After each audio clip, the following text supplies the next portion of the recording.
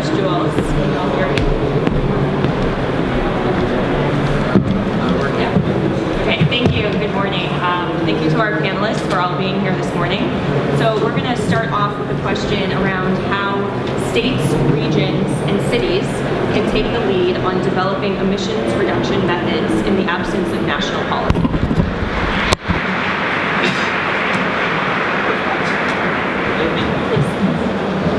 Okay, good morning everyone. Yes, okay. Well, that's a good question.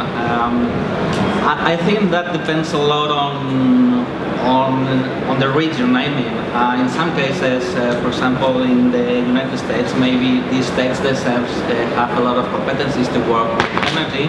In the case of Spain, it's not that's not the case. Energy is directly commanded from the central government, and we don't have a huge space to move. Anyway, we in the Balearic Islands, I don't know if you know, anyone knows where the Balearic Islands are, but some people there, I know there are 3 of them that come from there. Well, we are 4 islands in the Mediterranean Sea, quite next to the mainland, but it's like 200 kilometers from the mainland to the islands. And in our case, we know that the Mediterranean is one of the places that will suffer most of climate change in Europe, and the islands are more in risk than the mainland, because we don't have so much space. Coastal impacts are very important in our case also. So we knew that we needed to take action. So we decided not to wait to the Spanish Act, and we started working in an act for climate change and energy transition around 2015, 2016. Right now, we're finishing 2019, and we don't have yet the Spanish law and the Spanish Act for climate change. So we decided to go forward, to move forward, and to do as much as we can. We were starting with this a territory that was burning almost anything. I mean, we had coal coming from South Africa or South America, depending on the price. It was not coming from near our territory even. We are firing fuel, gas oil, natural gas, and we had only around 2%, not 2,000%, 2% of renewable energies. I mean, we had a lot to do, and we knew that we had the resources. So we just put a pathway to achieve 100% renewables to 2050, and at the same time to reduce the energy consumption and to reduce greenhouse gas emissions. We have some issues, and there's been a lot of stress with the central government because of some of the issues. For example, we are banning diesel cars by 2025. But anyway, for the coal, for example, we just planned to close the power plant that we have there. It's around 600 megawatts. It was working at the base of the system. It was working almost 24/7, and we decided to close it gradually, and just also to have a just transition. I mean, to find solutions to the workers, and it's working quite well. Right now, for January 2020, we are closing the half of the power plant, and we already have some plans for the workers, and well, we are working there. I mean, from the local governments, we are close to the people. We know what the people need, and sometimes we don't have to, or we can't wait till the central governments decide what to do. Aloha everyone. Thank you. Thank you for being here this morning. So as you might have guessed, I'm from Hawaii, also an island chain, and the most isolated island chain on the planet. We're about 2,500 miles from everywhere. And we have about 6 standalone grids that we are taking from fossil fuel energy to a mixed resource base at different scales and technologies. We don't have cables connecting our islands or connecting us to anywhere else. we take our commitment very seriously to preparing for climate change. We're on the front lines. As Aitor has said, we're also experiencing the impacts of climate change. And about 10 years ago, Hawaii started on a journey working with the U.S. Department of Energy through the Hawaii Clean Energy Initiative to start developing solutions to renewable electricity.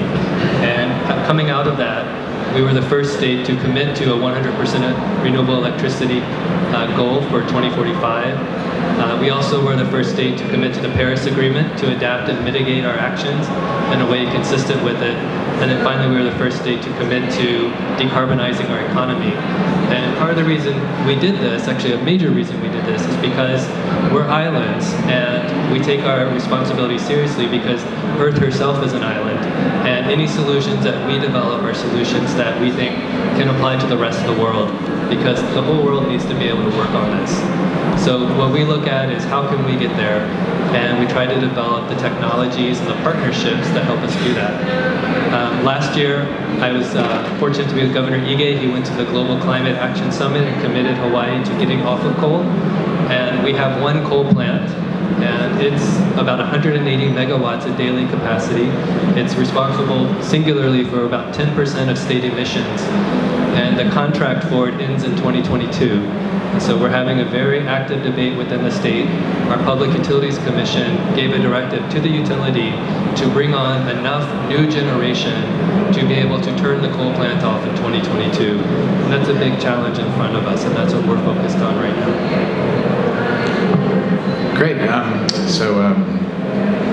Not an island, actually. California, fifth largest economy in the world.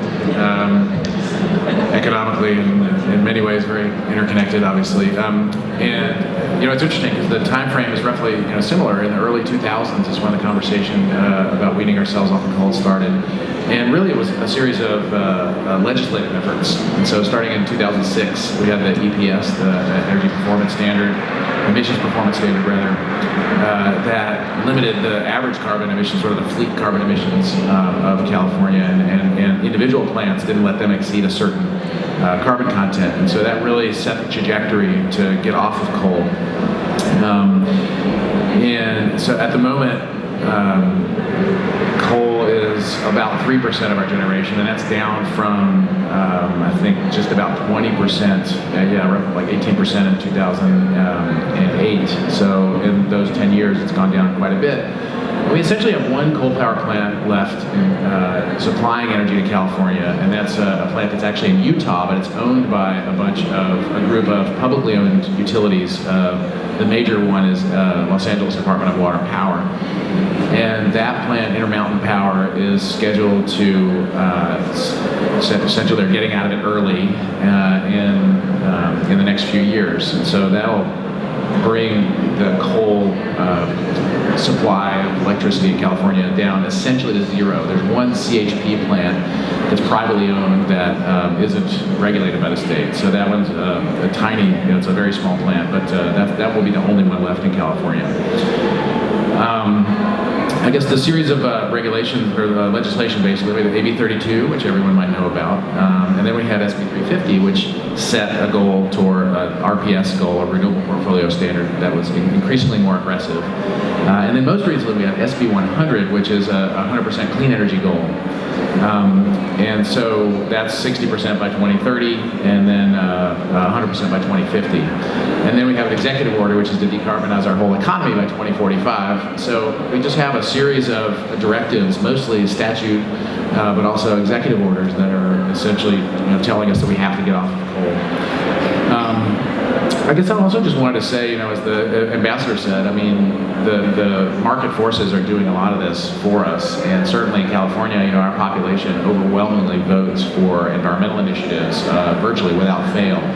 And so our legislature takes that up to Sacramento, and they work it out with their colleagues, but they know that they have the backing of the voters to get out of coal.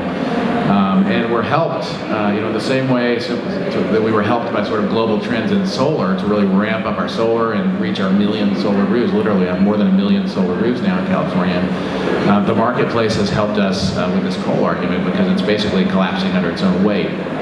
The market cap of coal companies is minuscule compared to what it was even a decade ago. And so I think that just the writing is on the wall here that it's not going to be sustainable. And as carbon pricing, the last policy element in California is obviously that we have a cap and trade program, and is that as the allocations become scarcer and they need to be retired, then that just makes coal less economic still. So, all the arrows are pointing in the direction of getting away from coal. And eventually they'll be pointing in the way, in the direction of getting off natural gas too, or fossil gas. I think we have to now parse our words when we talk about gas, because there's fossil gas and there's synthetic gas, and there's biogas, there's all these different flavors of gas. Well, the ones that are going to have the most expensive credits are the fossil gas. So, right now about 40% of our electricity generation is natural gas, fossil gas rather, and that eventually, the same dynamic eventually has to apply there as well. So, I think this is an interesting and decarbonization trend that we have to support. So, thanks. Good morning. I'm Chris Davis from Washington State, neither an island nor a state where the voters vote for any environmental initiative that comes by them at any time. I think the original question is interesting about what states can do on this. I think what you're hearing across all these speakers so far is how fundamentally different electricity markets are from state to state, and how that lends itself to state-based or regionally based solutions. Washington has a particularly unusual electricity system with a couple of respects. First off, Washington State is the nation's largest producer of renewable power in the form of hydro power. We are the beneficiaries of fairly significant investments in